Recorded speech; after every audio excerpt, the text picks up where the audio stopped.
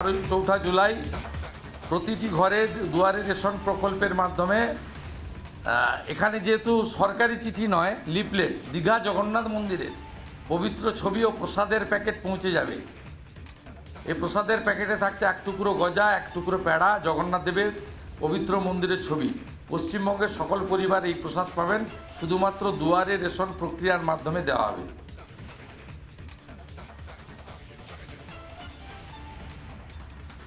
এটা হিন্দুদের আস্থায় আঘাত নয়। মাননীয় মুখ্যমন্ত্রী, আপনার দুটো চোখ যদি খোলা থাকে, আপনি জমজমের পানি আপনার ভাইপোর জলের ফ্যাক্টরি থেকে, লিপস অ্যান্ড বাউন্সের ফ্যাক্টরি থেকে বানিয়ে পাঠাতে পারবেন? পারবেন? এখন তো চলছে, পবিত্র হজ চলছে, জমজমের পানি ঢুকিয়ে পাঠাতে পারবেন? পারবেন বলতে?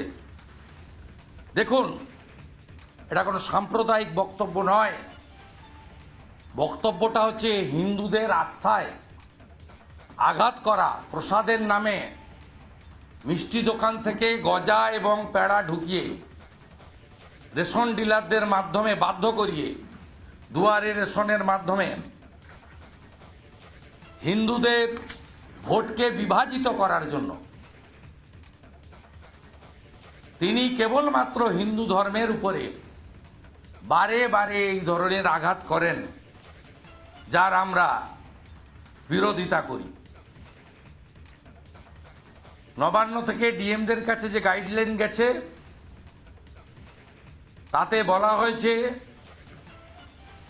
জগন্নাথ মন্দিরের প্রসাদ হিসেবে বিডিও এবং মিউনিসিপ্যালিটির চেয়ারম্যানরা গজা আর প্যাড়া লোকাল রেপুটেড মিষ্টির দোকান থেকে কিনে দুটো প্লাস্টিক জিপ প্যাকেটে ভরে দুয়ারে রেশন প্রকল্পে যেভাবে রেশন বিলি হয় সেভাবে তারা এই মিষ্টিগুলি দীঘা কালচারাল ইনস্টিটিউটের ছবিকে জগন্নাথ টেম্পল নাম দিয়ে প্যাকেজিং করে হিন্দু ডিলারদের মাধ্যমে সকল হিন্দুদের বাড়িতে 17 জুন থেকে 27 জুনের ঊর্ধ্বে চৌঠা জুলাই উল্টো রথের মধ্যে বিতরণ করতে হবে।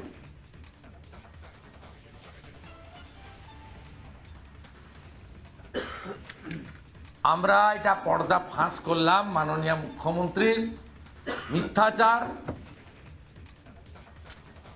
হিন্দুদের আস্থায় আঘাত, চরম মিথ্যাচার। এই সরকার এবং এই মুখ্যমন্ত্রী হিন্দু বিরোধী, হিন্দুদেরকে বিভ্রান্ত করার জন্য, হিন্দুদের আস্থায় আঘাত আনার জন্য এই মিথ্যাচারের ছক তিনি কষেছেন।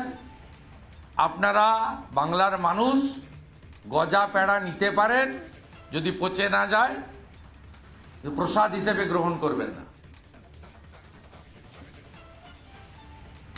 প্রশ্ন শেষে নেব।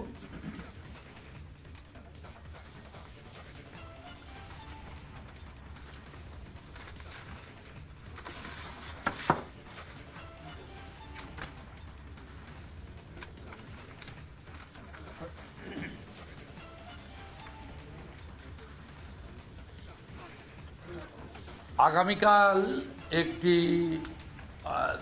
ধর্মীয় উৎসব রয়েছে। আমাদের প্রধানমন্ত্রী ইতিমধ্যেই শুভেচ্ছা জানিয়েছেন। দেশের প্রধানমন্ত্রী, আমাদের ধর্ম পালনের ক্ষেত্রে কোনো বিষয় নেই, কিন্তু আমরা এক্ষেত্রে বলি যে আমরা পশ্চিমবঙ্গ পুলিশের অতি সক্রিয়তা দেখেছি দোল পূর্ণিমা বা হোলিতে। কার গায়ে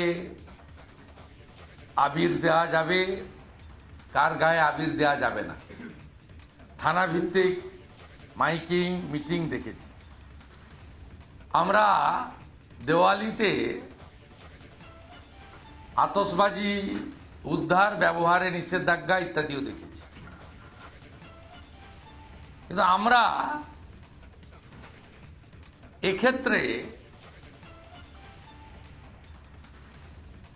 আমাদের পশ্চিমবঙ্গ সরকার পুলিশের ভূমিকা আইন বা গাইডলাইন বা হাইকোর্ট সুপ্রিম কোর্টের নির্দেশ কার্যকর করার ক্ষেত্রে আমরা দেখছি না।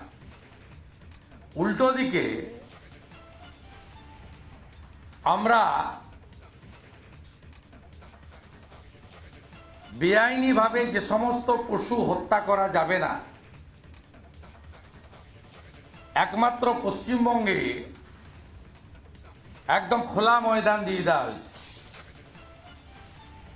আপনারা শুনলে অবাক হবেন, পশ্চিম মেদিনীপুর জেলার বেলদা থানায় সিভিক ভলেন্টিয়ারদেরকে ডেকে নির্দেশ দেওয়া হয়েছে যে মাংস বিতরণ বা পশু হত্যার পরে তার যে রক্ত টক্ত বা ইত্যাদি যেগুলো পড়ে টড়ে থাকবে সেগুলো পরিষ্কার করতে হবে, নয় জল দিয়ে, নয় বালি টালি ইত্যাদি দিয়ে সিভিক ভলেন্টিয়ারদের। এই হচ্ছে পশ্চিমবঙ্গের অবস্থা। Director of animal husbandry and veterinary services West Bengal, dated Kolkata 7 May 2025, একটি সার্কুলার দিয়েছেন to the deputy director ARD and PO all district, subject compliance of the order issued by the Honorable High Court, Kolkata, in connection with the observance of the নানা ধরনের content দেখার জন্য like করুন, share করুন আমাদের Facebook page, subscribe করুন আমাদের YouTube channel. পাশাপাশি অন্যান্য ব্রেকিং নিউজের জন্য অবশ্যই চোখ রাখুন রিপাবলিক বাংলায়।